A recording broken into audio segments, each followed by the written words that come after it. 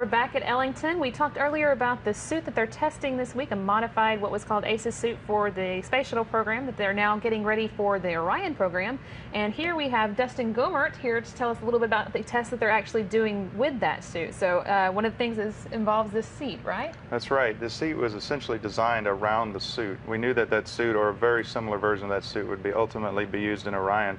And so we built it around the suit, but what we did additional to that was we built it so that it's adjustable to fit people who range from heights of, say, 4'9" to 6.5 feet tall. And so there's a huge range of adjustability, but by doing that, to make the Orion operable, we had to put everyone so that they fit with basically the same eye point. So when they laid their head in there, they looked at this display no matter what height you are. Well, to do that, we make this seat, the seat pan that you actually sit in, adjustable up and down the axis of their body. Well, the testing we needed to do was show that if we were in orbit and had a depressed cabin contingency, well, the first thing we do is we get in our suit. And well, obviously that's the most important thing. And then after that, you have to get into the seat to come home, because that's the next most important thing. Well, the suit gets large. It grows quite a bit around you as it inflates. So to ingress this seat in the stiff and large suit, we were testing different options for how to make this seat more maneuverable on orbit. So one of the things that we did was look at different levels of adjustability so that we could translate our bodies into the seat in the pressurized suit and buckle ourselves in for the ride home. Okay, and I think actually we have some footage of that, those tests taking place on the zero gravity flights that we can show you. But the idea is that there would be 4 of these seats in the Orion, correct? That's correct. So this would actually be seat 2 of 4, the way it's set up with the displays above it, but you can imagine another seat directly to the left of it and then 2 more positioned directly below it. So there's a grid work of seats that are laid out in the vehicle, one mirroring this one exactly, and then if you can imagine the folks who are below it, their heads are actually below the feet of the pilot commander who are flying above them.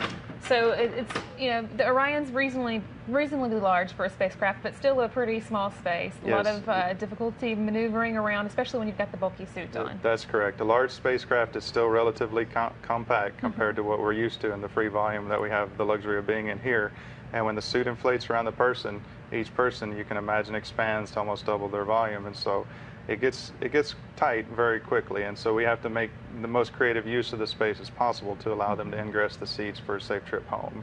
And I guess, you know, we can do that a lot here on the ground, but having it in the microgravity simulation is probably a big help. It's a huge help for us, because one of the things we get in 1G environment, the Earth's gravity environment we're in right now, is we get the effects of stability. We can't spin out of control, we can't lose our grip and fly off.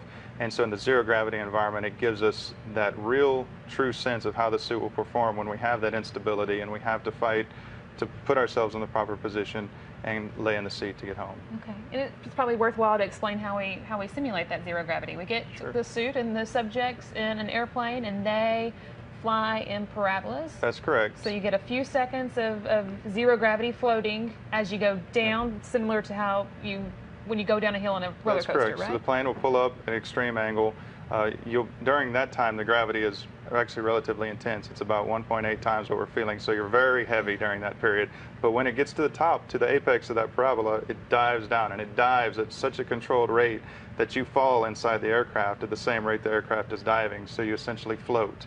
Free falling, but you're floating inside the aircraft. So very similar to what a zero-G environment is. Okay. Well, and how did the test go this week? It went very well. We had great luck in proving out the theories that we had on how the person in the suit would ingress the seat, and we learned quite a bit about the mobility of the suit for non-seated but translation type operations for perhaps contingency tasks that we would look at in future scenarios and future missions. Okay.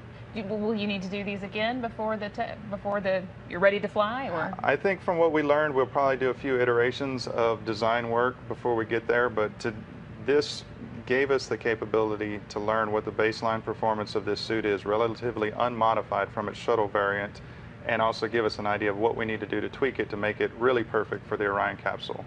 And I know you have some other tests that you'll be performing as the work progresses. That's correct. We started in JSC in Building 9 in the Argos environment, adaptive response gravity offload simulator. Right. And so you essentially hang from your belly, very similar to Mission Impossible style. Okay. And you can float around in a frictionless environment. But what we don't have is the full degrees of freedom you get in true weightlessness. So we use that as a starting point to get to this environment, and then we used this environment to give us a feel for how realistic that was. That being a much more benign environment, we can test over and over again rapidly. Right. And we plan to use that for our development cycle, and then use the flight for some more of our validations of performance in a more high-tech or more realistic environment. All right. Well, hopefully we'll be seeing more of that coming up. We hope so. Thanks so much for talking with us, Thank you. Dustin. We'll go back now to Mission Control and live coverage of life in space. Thanks.